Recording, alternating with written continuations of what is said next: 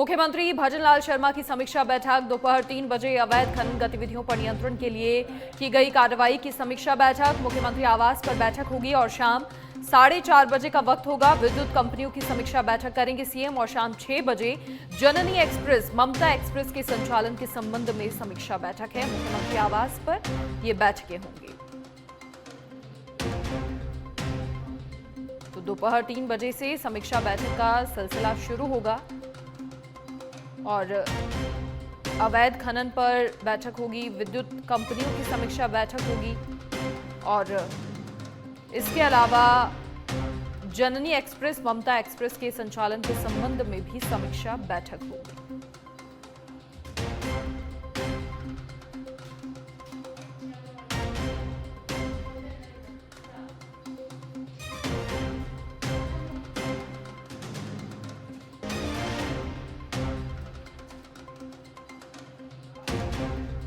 और चलिए अब डेप्यूटी चीफ मिनिस्टर दिया कुमारी के प्रस्तावित कार्यक्रम आपको बता दें। गंगापुर सिटी के दौरे पर रहेंगी उप मुख्यमंत्री। विकास कार्यों का उद्घाटन और शिलान्यास, पीजी कॉलेज की छात्राओं को स्कूटी वितरण करेंगे। दोपहर 1:30 बजे का वक्त होगा। बीजेपी जिला कार्यकर्ता सम्मेलन में शिरकत करेंगे।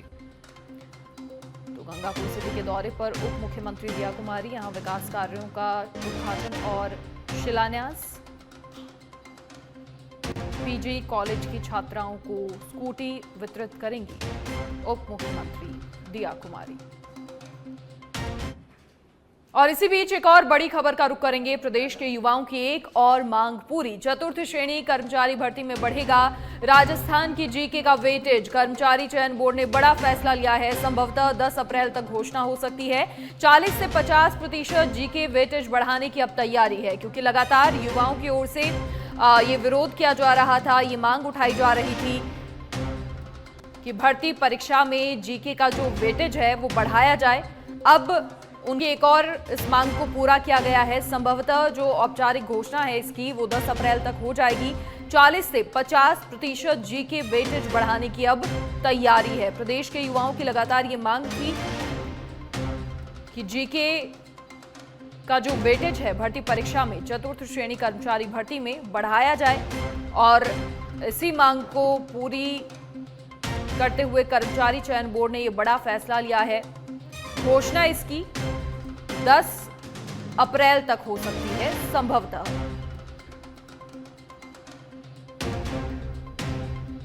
तो ये बड़ी राहत है उन युवाओं के लिए जो लगातार ये मांग कर रहे थे। और अब सीकर के अजीतगढ़ से बड़ी खबर, जहां दबिश देने गई पुलिस टीम पर हमले का मामला। 2 थाना अधिकारी सहित 11 पुलिसकर्मी घायल। अजीतगढ़ एसएचओ मुकेश खंडेला, एसएचओ इंद्रजीत से मारपीट। मौके पर 12 से अधिक का पुलिस जाब्ता तैनात। बदमाशों से रात भर संघर्ष चला है। बदमाशों ने पुलिस की 3 गाड़ियां तोड़ी हैं। भारी जाब्ते और आरएसी के साथ पुलिस ने दबिश दी, तब जाकर पुलिस बदमाशों को काबू कर पाई। एसपी भुवन भूषण यादव भी रात से मोर्चा संभाले हैं। 1 दर्जन से अधिक बदमाशों को पुलिस ने पकड़ा है। बदमाश महिपाल को पकड़ने गई थी पुलिस। अजीतगढ़ थाने के गढ़ टकनेत की डाला वाली ढाणी का ये पूरा मामला है। पूरी ढाणी छावनी बनी हुई है। तो बदमाशों से रात भर संघर्ष चला है। बदमाशों ने पुलिस की 3 गाड़ियां तोड़ी हैं।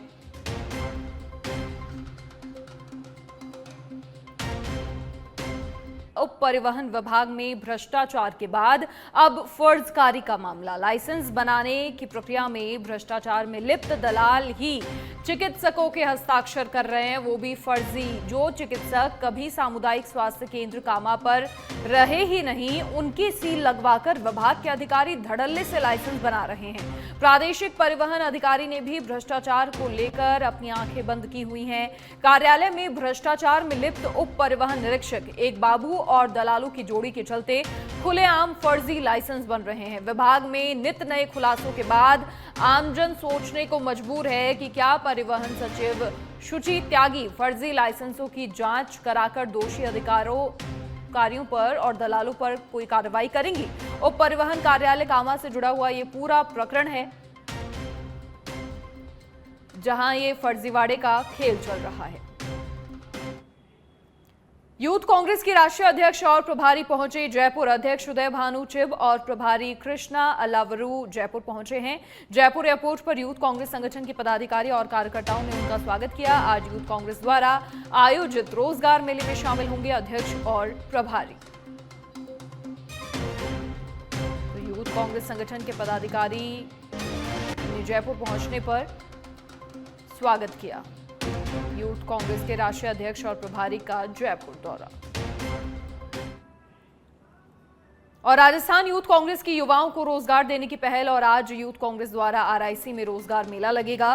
150 से ज्यादा कंपनियां शामिल होंगी रोजगार मेले में। इंटरव्यू के जरिए दी जाएगी बेरोजगारों को जॉब। यूथ कांग्रेस का 2000 बेरोजगारों को रोजगार देने का दावा।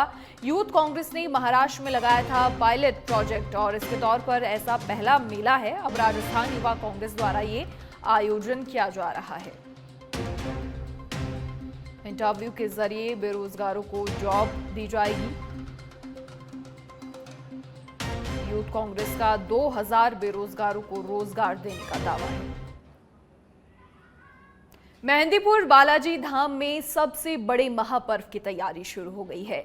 हनुमान जन्मोत्सव के साथ ही श्री राम जन्मोत्सव की भव्य तैयारियों में सैकड़ों कारीगर जुटे हुए हैं। महंत डॉक्टर नरेशपुरी महाराज के सानिध्य में बालाजी मंदिर की साज सज्जा हो रही है। मंदिर में भव्य आयोजन को लेकर श्रद्धालुओं में उत्साह है। भक्तों के लिए भी व्यवस्थाएं की जा रही हैं। आपको बता दें, लाखों भक्त हनुमान जन्मोत्सव मनाने बालाजी धाम पहुंचते हैं। हर वर्ष की भांति इस वर्ष भी भव्य, बेहतर रंग बिरंगी सजावट और विशाल स्वागत द्वार आस्था का केंद्र नजर आएंगे। देश के कोने कोने से भक्त मेहंदीपुर बालाजी धाम में हनुमान जन्मोत्सव में शामिल होने के लिए पहुंचेंगे।